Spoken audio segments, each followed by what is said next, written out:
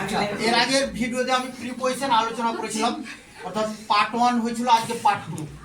আমরা এর আগে এভাবে সার্কেল করে বেশ কিছু আলোচনা করেছি, আরও কিছু প্রিপোজিশন বাকি আছে, সেই প্রিপোজিশনগুলো আমি আজকে আলোচনা করব। তো আমরা ওয়ান ইন আর আন্ডার এগুলো বলেছিলাম, তবু একটু বলে দিই।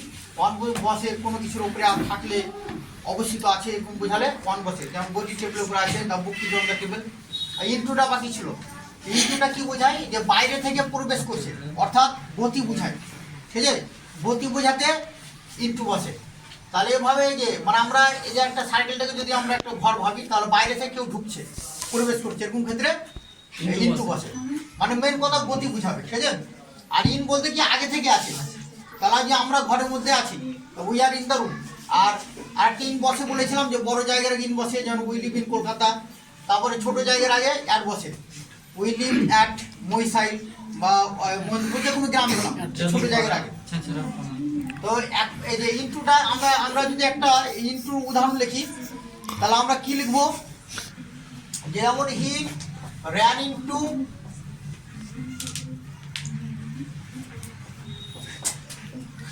তাহলে হি ran into the room, তাহলে আমরা একটু লিখতে পারি into the room। তাই হি ran into the room মানে সে ঘরে দৌড়িয়ে প্রবেশ করছে। এখানে করেছিল, এখানে পাঁচটি প্রেজেন্ট আছে, সে দৌড়ে ঘরে প্রবেশ করেছিল, তাহলে গতি বোঝাচ্ছে। হি মানে সে, হি ran into the room মানে সে দৌড়িয়ে তাহলে ঘরে প্রবেশ করেছিল। তাহলে ইনটু বোঝাতে কি বোঝায়? একটা গতি বোঝাচ্ছে, এই অর্থে ইউজ হয়। তাহলে ইনটুটা আমরা এটা দেখলাম। আর এগুলো তো বাকি আলোচনা করেছে, এগুলো আমি আর দেখাচ্ছি না। এবার কিছু আমরা আরো কিছু দেখবো। যে ওয়ান একটা বলেছিলাম, ওয়ান আর একটা আছে বাই। তাহলে বাই আমরা বলেছিলাম যে যানবাহনের ক্ষেত্রে বাই বসে, আর ওয়ান কোথায় বসে এখানে একটু জানা কিছু আছে। ওয়ান সাধারণত পিঠের উপর দিয়ে গেলে ওয়ান বসে, পিঠের উপরে চেপে। যেমন বলি ঘোড়ায় চেপে, তাহলে ঘোড়ায় চেপে ক্ষেত্রে কি হবে? রাইড ওয়ান, রাইড ঘোড়ায় মানে চাপা বা সাইকেল চালানো বা বাইক চালানো, রাইড বসে। ঠিক আছে, রাইড ওয়ান বসবে, রাইড ওয়ান। তাহলে ওয়ান হর্স, বা ওয়ানে বাইক, ওয়ানে সাইকেল, এরকম হবে। কিন্তু বাইক বসে কি কোনো যানবাহনের মধ্যে অবস্থিত থাকে। যেমন আমরা বলতে পারি যে আমরা বাসে করে স্কুল যাই, তাহলে আমরা বলতে পারি উই গো টু স্কুল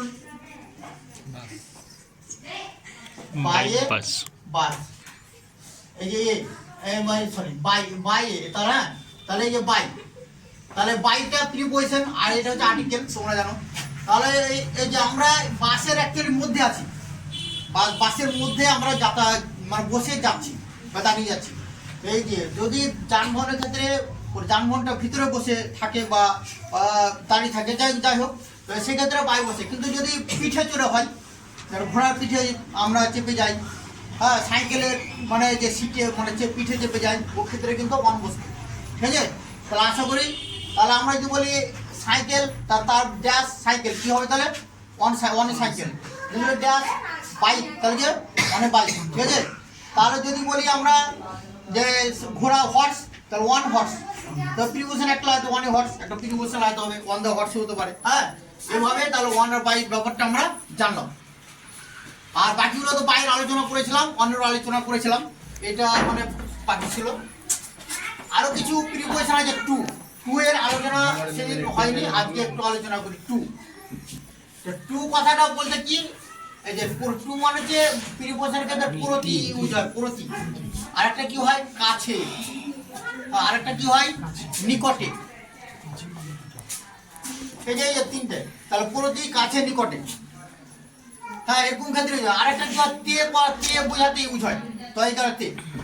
আমরা যদি বলি কোনো জায়গার যাওয়া আসার ক্ষেত্রে একটা প্রতি, একটা জায়গা, যেমন আমরা বলি আমরা স্কুল যাই, তাহলে উই গো টু স্কুল। এই যে একটা স্কুলের প্রতি মানে স্কুলের দিকে আমরা যাচ্ছি, টু। এই যে টুটা বসে স্কুলের প্রতি। তারপরে ধরো সে আমার কাছে আসে, হি কামস টু মি। যদি বলি সে আমার কাছে আসে, হি কামস টু মি। ঠিক আছে, তাহলে সে আমার কাছে আসে, তাহলে কাছে উত্তর হলো প্রতি হচ্ছে। নিকটে কাছে একই জিনিস। আর তে অর্থে কি ইউজ হয়? তে আমরা জানবো যে ইনফিনিটিভের ক্ষেত্রে ইউজ হয়। ইনফিনিটিভটা কি? আমরা ইনফিনিটিভটা এবার দেখবো। তোমরা জানো যে ভার্ব দিয়ে সাধারণত দুভাগে ভাগ করা, একটা ফাইনাইট ভার্ব, একটা নন ফাইনাইট ভার্ব। তো নন ফাইনাইটের ভাগ হচ্ছে ইনফিনিটিভ। নন ফাইনাইটটা তিন ভাগ করে, ইনফিনিটিভ, জিরান্ট আর পার্টিসিপেল। ইনফিনিটিভটা কি ভাগ গঠিত হয়? ইনফিনিটিভটা কি 2 প্লাস ভার 1, ঠিক আছে? 2 প্লাস ভার 1 হলে হচ্ছে ইনফিনিটিভ। আর বাংলায় এর অর্থ থাকে তে। যদি আমরা বলি আমি চা পান করতে চাই, যদি আমি চা পান করতে চাই, চা পান করতে চাই, তাহলে কি হবে? I want to drink tea. এই যে I want to drink tea, তাহলে এখানে মেন ভাব হচ্ছে, এটা মেন ভাব, আর টু ড্রিঙ্ক এটা হচ্ছে ইনফিনিটিভ। তাহলে যে এখানে তে, এতে করতে, হ্যাঁ, এই তে কথাটা যুক্ত হয় ইনফিনিটিভে। তো এই ক্ষেত্রে তে বোঝাতে আমরা প্রিপোজিশন। আচ্ছা, তাহলে আমরা ইনফিনিটিভের ক্ষেত্রে তে বোঝাতে আমরা টু ব্যবহার করব। হ্যাঁ, প্রিপোজিশন টু, এটা যে মেন ভার্বটা টু আছে। তাহলে আমরা এখানে একটা বাক্য লিখলাম, I want to drink tea, আমি চা পান করতে চাই, যে তে বাংলা তে আসছে। হ্যাঁ, এবং মেন ভার্ব একটা থাকছে, সেটা এটা নন ফাইনাইট ভার্ব। এর আগে মানে মেন ভার্ব বনের আগে টু বসিয়ে এটা গঠিত হয়, এবং বাংলায় অর্থ থাকে তে। তাহলে আমরা এক্ষেত্রেও কিন্তু টু প্রিপোজিশন ব্যবহার করে আমরা করতে পারি। হ্যাঁ, মানে তে অর্থেই ব্যবহার হয়। আচ্ছা, এটা গেল। এরপরে আমরা অন্য প্রিপোজিশন যাব, ফ্রম। এবার আমরা দেখব ফ্রম এর ব্যবহার। ফ্রম মানে কি? ফ্রম মানে অ্যাকচুয়ালি মানে হচ্ছে থেকে, থেকে বোঝায়। থেকে আমরা তাহলে বলতে পারি যে সে কলকাতা থেকে এসেছিল। এরকম আমরা যদি বলে একটা কথা লিখতে পারি যে সে কলকাতা থেকে এসেছিল। তাহলে এখানে আমরা কি করবো? এটা past indefinite tense. He came from Kolkata. এই যে ফ্রম, থেকে বোঝাতে ফ্রম বসেছে, ঠিক আছে? এরকম বোঝানো হয়। আরেকটা জিনিস, থেকে যখন এটা হলো আরেকটা নির্দিষ্ট সময় থেকেও বোঝাতে পারে। যেমন বলি যে আমি সকাল থেকে পড়ি, এরকম যদি বলি, তাহলে সেক্ষেত্রেও ফ্রম হবে। যদি বলি আমি সকাল থেকে পড়ি, আমি সকাল থেকে পড়ি,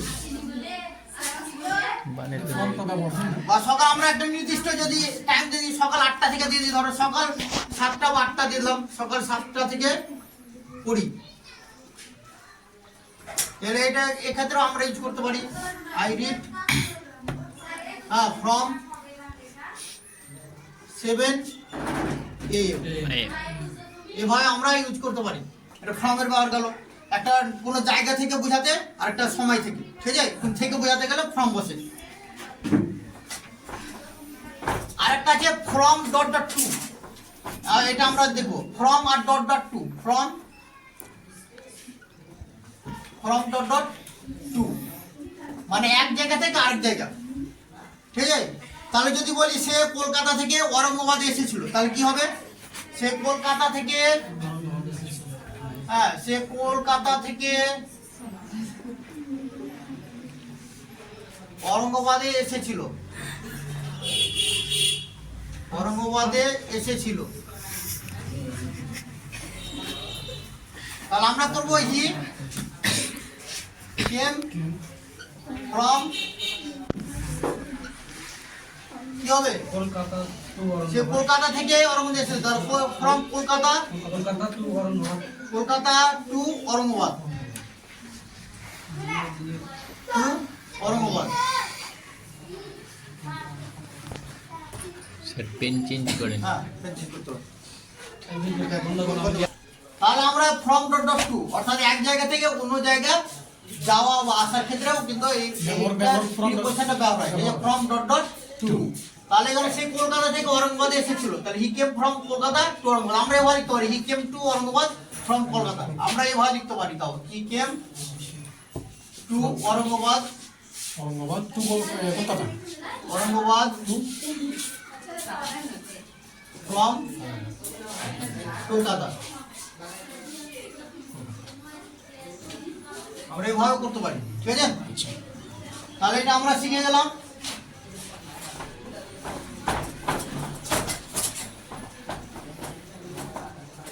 আচ্ছা, আমরা এবার সিন্স আর ফর জানবো। ফর আর সিন্স। এটা সিন্স আছে, সিন্স কোথায় বসে, ফর কোথায় বসে। ফর আলোচনা হয়েছে, তবে দুটোর মধ্যে একটু পার্থক্য আছে একটা। তাহলে ফর, এই যে আমরা মানে প্রেজেন্ট পারফেক্ট কন্টিনিউয়াস টেন্স বা পাস্ট পারফেক্ট কন্টিনিউয়াস টেন্স বা ফিউচার পারফেক্ট কন্টিনিউয়াস টেন্স, এক্ষেত্রে কিন্তু আমরা এই দুটো খুব ব্যবহার দেখতে পাই। হ্যাঁ, ফর। তাহলে আমি যদি একটা বাক্য লিখি যে আমি 15 মিনিট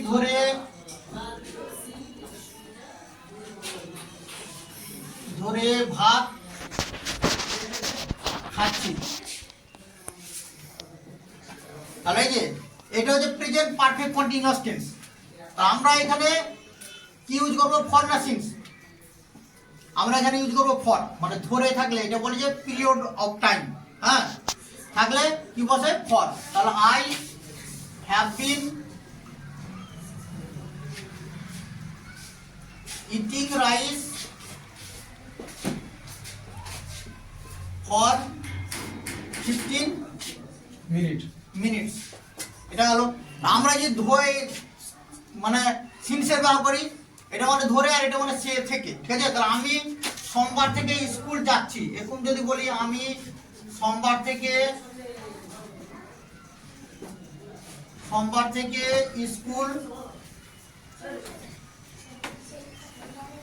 স্কুল যাচ্ছি, তাহলে কি হবে? তাহলে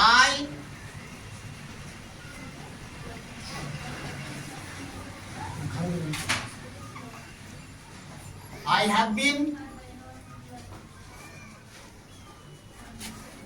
going to school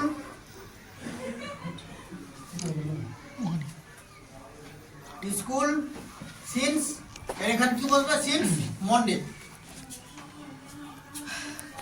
ঠিক আছে? তা I have been going to school since Monday, যেখানে থেকে আছে এই যে লাস্ট এর tense, present perfect continuous tense, past perfect continuous tense, future perfect continuous tense. এক্ষেত্রে কি বসে, এই যে থেকে থাকলে বসে সিন্স, হ্যাঁ, আর ধরে থাকলে বসে ফর। অর্থাৎ পিরিয়ড অফ টাইম হলে ফর, আর পয়েন্ট অফ টাইম হলে বসে সিন্স। এবার আমাদেরকে এগুলো ব্যবহার করতে হবে। এবারে আমরা নেক্সট যে জানবো,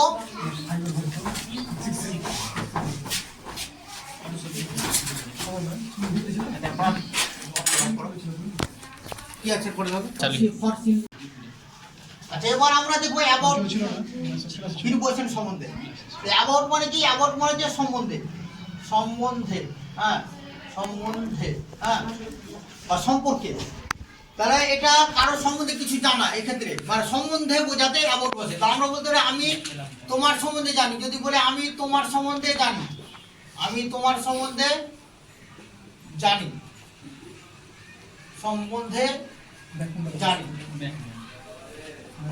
আমরা কি লিখবো, আই নো অ্যাবাউট ইউ, ঠিক আছে? তাহলে এখানে যে অ্যাবাউট কথাটা ইউজ হয়েছে, তাহলে এটা হচ্ছে সম্বন্ধে বোঝাতে অ্যাবাউট বসে। এরকম মানে যে কোনো জিনিস সম্বন্ধে জানতে গেলে এটা অ্যাবাউট বসে, ঠিক আছে? তাহলে অ্যাবাউট এর ব্যবহার গেল। এবার আমরা অফ দেখো, অফের ব্যবহার। অফ মানে কি বোঝায়?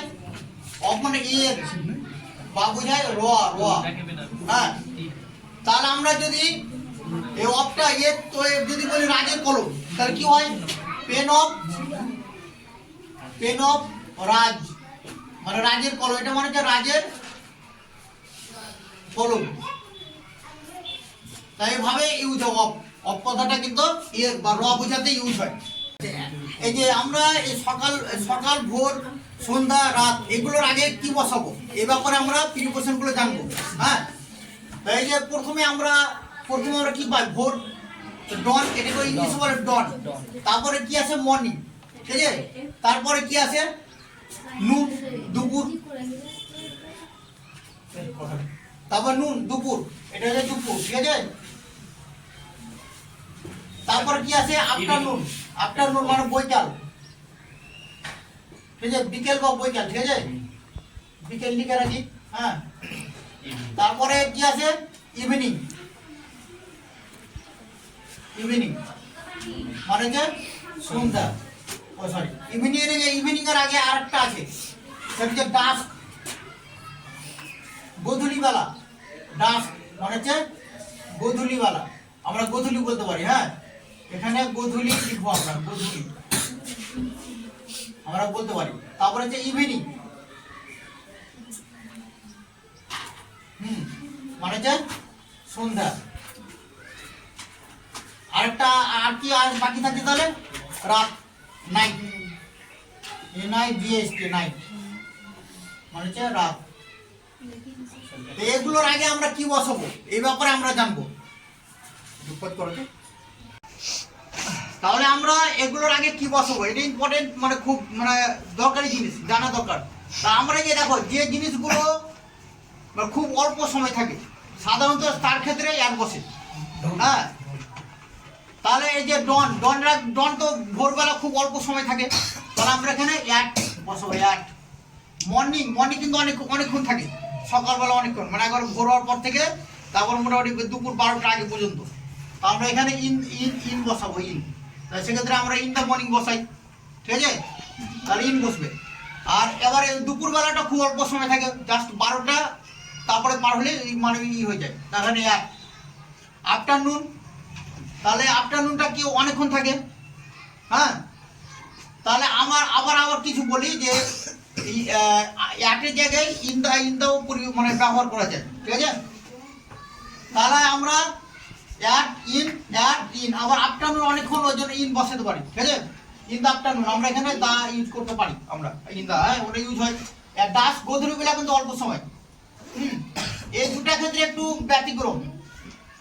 ইভিনিংটা কিন্তু অল্প সময় থাকে, কিন্তু সেক্ষেত্রে অল্প সময় থাকলেও কিন্তু এখানে ইন ইউজ হয়, ইন দ্য ইভিনিং। আর রাতের ক্ষেত্রে আবার এক ইউজ হয়। হ্যাঁ, এটা একটু ব্যতিক্রম, হয়তো এসেন্সও হতে পারে যে রাতে আমরা ঘুমিয়ে পড়ি, তারপরে আমরা সকাল দেখতে পাই, ওই অর্থে হয়তো সেই জন্য ছোট অর্থে ইউজ হয়, সেই জন্য হয়তো এক বসে, ঠিক আছে? তাহলে আমরা ইন কোথায় বসাবো আর এক কোথায় বসাবো আমরা জানতে পারলাম।